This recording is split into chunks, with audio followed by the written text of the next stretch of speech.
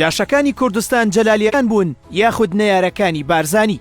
فرسان سەلاح الدین کێ بوون و ڕاوکردنی کوردەکان لەلایەن فرسان الوەلیدەوە بۆ حەڵال کرا؟ مام جەلال لە کتێبی دیداری تەمەندا دەڵێت جاش پێش هەڵگیرساندنی شۆڕشیش هەبووە.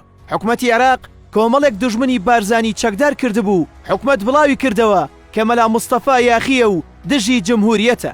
هەموو ئەو عەشایەرانەی دوژمنایەتی کۆنیان لەگەڵ مەلا موستەفا هەبوو چوون و داوای چەکی جاشایەتیان کرد. کەریم قاسم جاشایەتی سەر لە نوێ داهێنایەوە.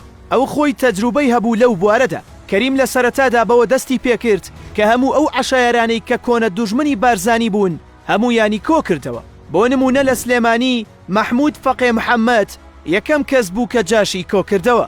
بۆ چارەسەرکردنی دیاردەی جاش لە سلێمانی ئێمە خێراکەوتینە خۆمان و کەسێکمان ڕاستپارت کە پێشمەرگەیەکی قارەمان بوو بە ناوی سەلامی مەلا سابیر تاکو سەرکردەی جاشەکان بکوژێت.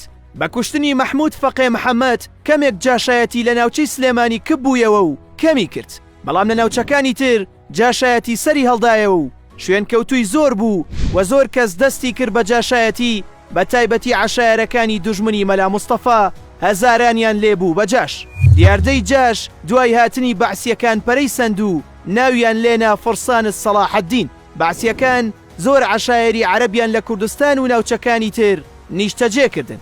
هەروەها هەرچی عەشایەری کوردی دژ بە بارزانی هەبوو هەموویان کڕین و خەڵکیان بە زۆر هێنا و چەکداریان کردن. ئەو کەسانە ئازاد بوون لەوەی کە هەرچیان دەستکەوێت تاڵانی بکەن و بۆ خۆیانی بەرن.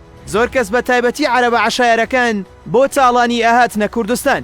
ئەو کەسانە ڕاوی کوردەکانیان بۆ حەڵال کرابوو. ئەو کەسانەی ئەم کارانەیان دەکرد ناویان لێ نابوون فرسان الوەلید.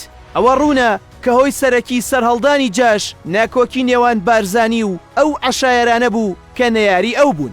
چونکە ساڵی یەکەم و دووەم و سێیەمی شۆڕش جاش بریتی بوون لە دوژمنە کۆنەکانی بارزانی. هەندێکیشیان ئەو کەسانە بوون کە مەلا موستەفا پشتی پێبەستە بوون، بەڵام ئەوان ئەچوون و تەسلیم بە بەعس دەبوونەوە و بەعسیش دەیکردن بە جاش و پارەی دەدانێ و جاشەکانیش تاڵانیان دەکرد و هەر شتێکیان دەست بکەوتایە دەیان برد و تەنانەت ڕاوە کوردیشیان بۆ حەڵال کرابوو.